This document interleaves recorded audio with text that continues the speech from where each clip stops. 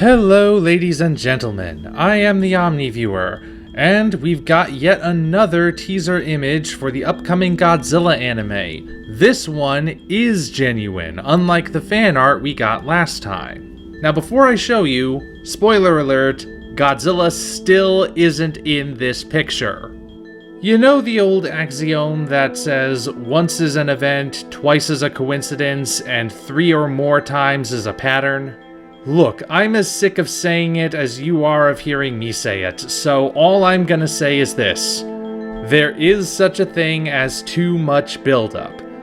You know what I'm talking about, right? When a movie gets built up so much that it can't possibly live up to the audience's insanely high expectations? I'd tell you to ask J.J. Abrams, but he still hasn't learned his lesson on that regard. I just don't want this to backfire, is all I'm saying. As I've said the whole time, I want this movie to be good. Anyway, enough about that. Let's actually look at the image and see what it can tell us. And here it is. This is a very different image from the last two we got, and yet there's something familiar about it. Do you know what it is? I'll just tell you anyway. We've seen that ship before. It's the same ship from the first image. Different angle, and it's not landed, but it's definitely the same ship. And according to the text in the bottom right-hand corner, this is a hangar. But a hangar where exactly? I don't know about the rest of you, but I see this image and I immediately think space station. Everything about this image makes me think that, from the size and shape of the corridor, to the arrangement of the ramps, to the hangar doors on the side, to the way the ship is just kind of suspended in midair. I really feel like this is supposed to be a space station. So if this is a space station, that means obviously that they're in space. And when paired with the other two images, it feels like the idea of spacefaring humans returning to a post-apocalyptic Earth that was overrun by kaiju feels more and more likely. The ship itself also looks pretty good.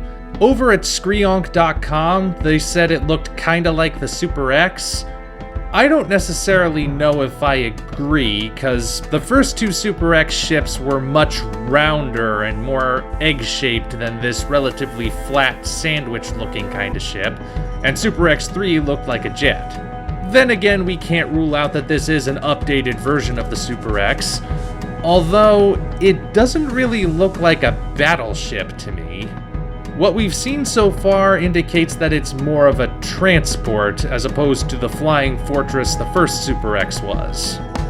There is actually another ship visible just above it, but honestly I can't tell what it's supposed to be.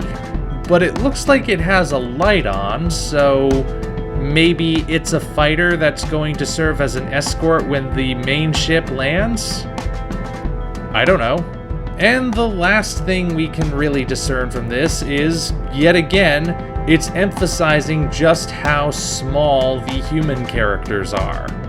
All the images we've gotten so far have really emphasized their puniness, using wide spaces and putting them next to especially large objects. And this is a cold, artificial environment, which makes it feel even more alienating.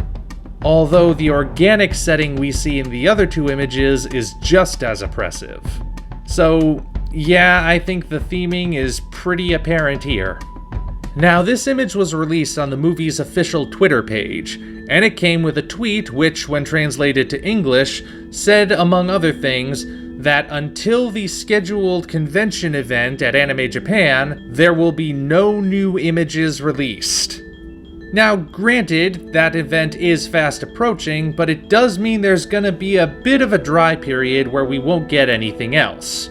And if we do get anything else, it'll either be another fake like this picture, or it'll mean there's a major security leak at Toho.